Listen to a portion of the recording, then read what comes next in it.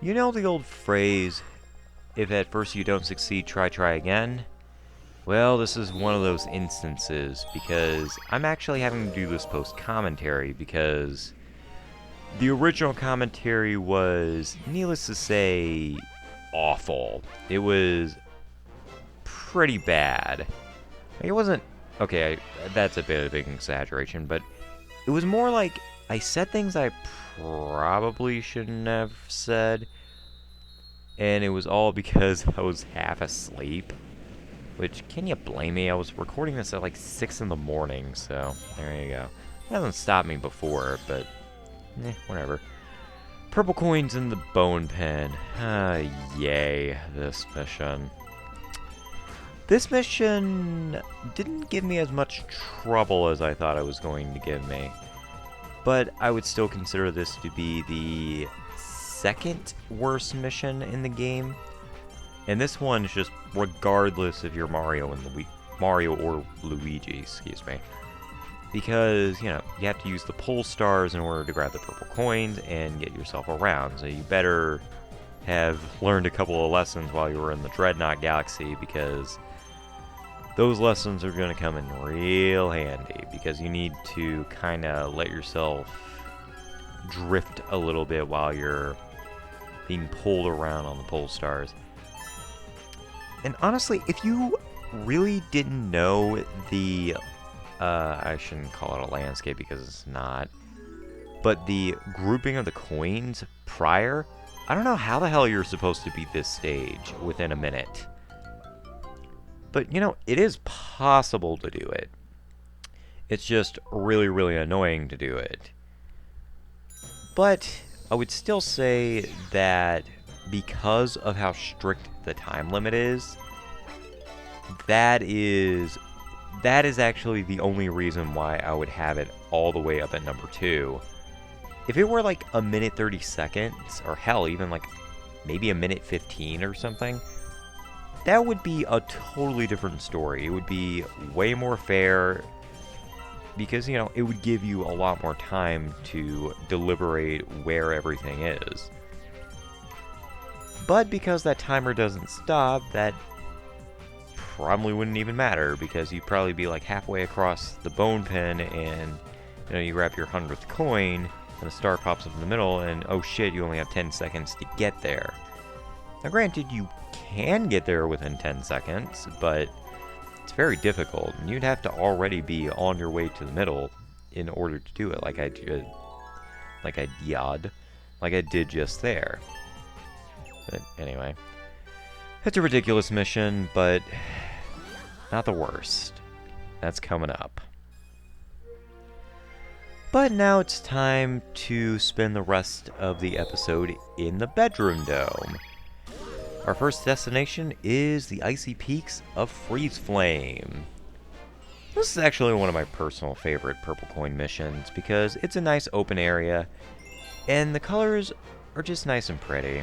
It's a nice looking place to look at, and the purple haze around everything actually complements the cool colors that you see here in Freezeflame.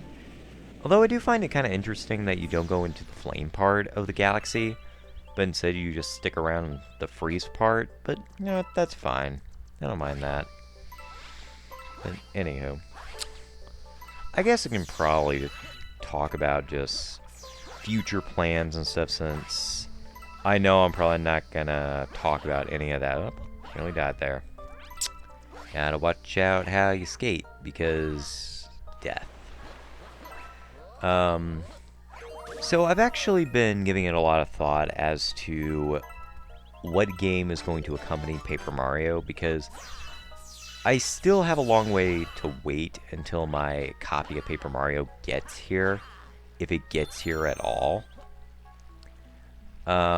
So I need a game to fill in otherwise. And honestly, I really don't think Mega Man is going to do enough to warrant such a thing. So I've been considering a couple of games. Like, one of them was Galaxy 2. I've mentioned that before. But one of them actually just recently came to mind, and I've actually had the game for, gosh, I don't even think half a month, but I've been playing it a lot lately, and I think it would actually make for a really interesting playthrough, because it's one of the few games I actually want to beat, but I haven't done it yet because of, like, various reasons. Like, you know what, I've never had, like, proper motivation. It's kind of like Mario Sunshine or whatever, where I just didn't have the motivation to keep going. But I'm going to stop stalling and tell you what it is.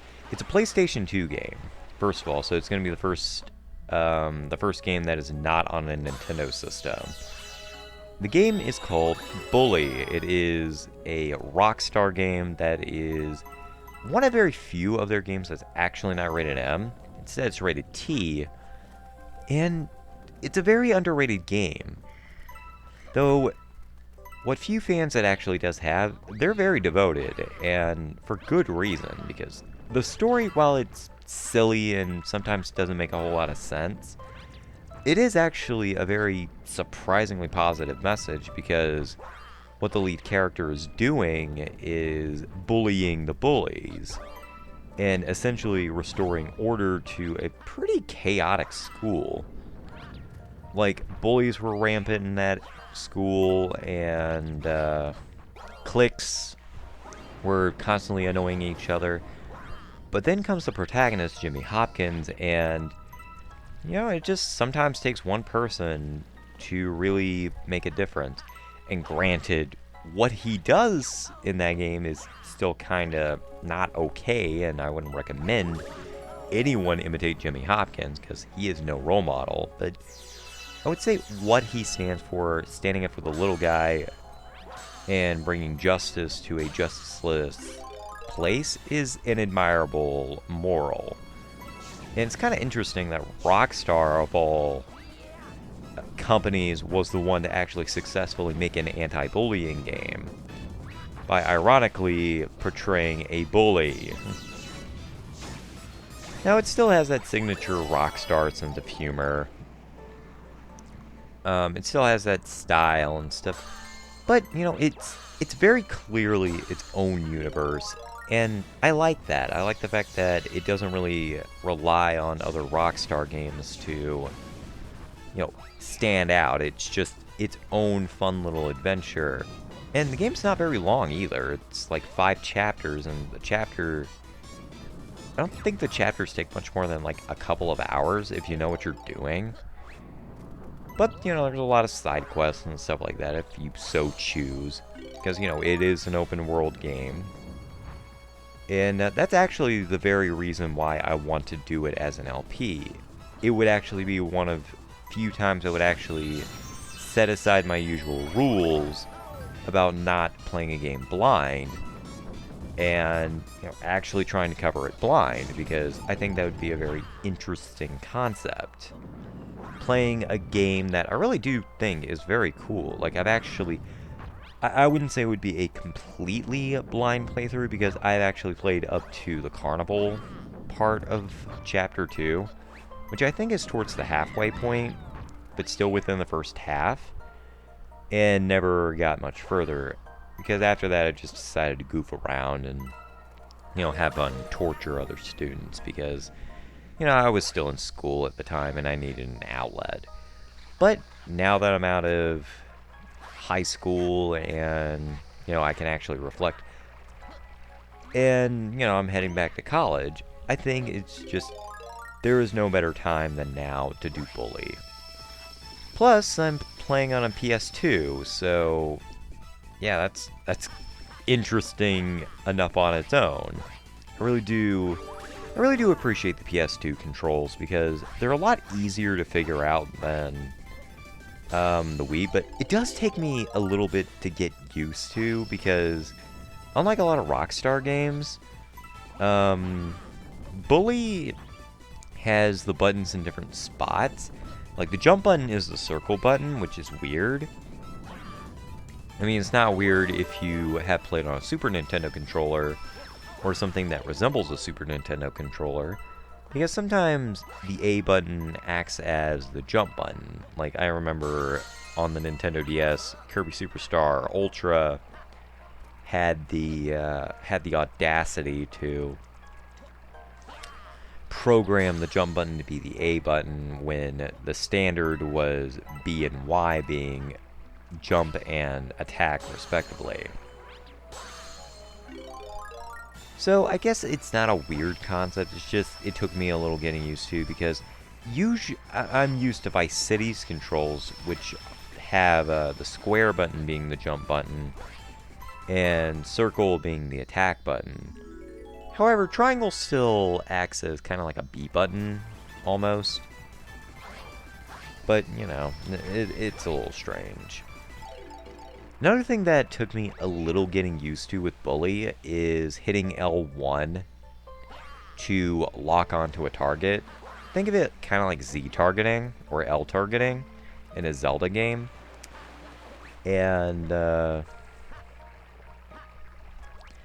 R1 button fired or charged up an attack. So, and this is mostly for weapons. And then L1 and R1 or L2 and R2 respectively swap between the weapons, which is not a bad thing. It's fairly simple to figure out. It's just that trying to remember everything is a little unorthodox.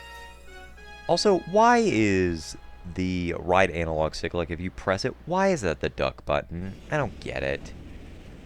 But then again, it's PlayStation, and things run a little differently on PlayStation, so there you go. And also, what other console series would have the weird audacity to make their right analog stick a button? And technically speaking, the left analog stick is also a button. It's L3, which is bizarre. I don't get it. Though I guess now that we're on the freaking topic of Sony and the PlayStation, the PS5 is shaping up to be pretty cool. Like, I really dig the new look. It's very sleek, very modern, and the controller supposedly is bringing back full analog trigger, but with a twist. It may actually have like real-time, like almost 4D interfaces, like a almost 4D interface, where you feel like let's say you're Link, even though, you know, Zelda's a Nintendo property, but I have nothing really to compare it to. So imagine if you're Link and you're trying to charge up a bow and arrow. The harder you press on that, you will actually feel in real time the strain of the arrow. That's really cool. And supposedly, the controller will actually have, like, maybe a heat sensor or, like, some sort of thermostat or whatever that will actually heat up and cool down to make things even more immersive. And it's one of the first times, in fact, it is the first time that Sony actually is naming the controller something else other than a number. Instead of just calling it, you know, DualShock 5, it's called DualShock Sense. Which makes sense, you know, because it really messes around with your senses. That way you can really feel like you are in the game. Like you are a part of it. So, you know, leave it to Sony to really think outside the box. Because Nintendo, I think Nintendo, what they do is they try to create new experiences, whereas Sony tries to perfect experiences. And you know what? That's something I admire about Nintendo. They're always wanting to innovate and make things different, but the downside to that is that they can never perfect anything. Although there are a couple of things that they did perfect, like I would say Like, I would still say that the Nintendo Switch controller is one of the best controllers ever devised. The GameCube controller, once again, another great one. Though I would actually say that the GameCube controller isn't quite as good as people would say. Like, it's great, don't get me wrong. It's one of the best controllers I've ever had, but I don't know. I guess it's just my general experience with different GameCube controllers and stuff. And this may just be because I've used a lot of third-party ones. You can tell this is early in the morning. But, I don't know, the analog stick sometimes is a little finicky and acts kind of weird. Like, it's certainly very sensitive, but sometimes it's almost too sensitive. Like, you want the analog stick to be just right. And that's something I really do admire about the PS2. The PS2's analog stick is, you know, something that allows full 360 movement. You have, like, that circle that the analog stick is hanging out in, rather than the 8-pointed sections that the GameCube controller has. And even the Classic Controller Pro on the Wii had that. Although, I'll be honest, I really do love the Pro controller on the Wii. It's really cool. It's very lightweight and, you know, as a peripheral, it's neat. I kind of wish that it was just its own controller. And thankfully the Wii U kind of wised up and just made the Pro controller its own thing. Although the downside to the Wii U Pro controller is that I really don't like the way it feels. Like, I don't know, it just feels very awkward to handle. Like, not terrible, but not great either. The buttons are on the bottom, and the D-pad's on the bottom, which I really don't like. I really like how the PS2 is handled, and by proxy, the Pro controller on the Wii. I like it when the D-pad is on top of the controller. Like, I like it when both analog sticks are at the bottom, the buttons and the D-pad are at the top, and, you know, that feels great. And honestly, that's the only problem I have with the Switch Pro controller. It's just that I really wish that the analog sticks were back down at the bottom. That's about it. And also, the GameCube controller, for a Nintendo controller, it does well with Nintendo, but don't expect the D-pad to do anything great. And that's something that I appreciate about Sony. They don't deal with that shit. They have a great amount of consistency, and I am looking forward to getting to experience a PS5. Yeah, buddy. Anyway, we have 3 stars left on the map, and we will cover that in the next episode. Thank you guys for listening to my rambling. I'll catch you later. I have been CoreCat13, and I love you guys. Peace out. Stay safe.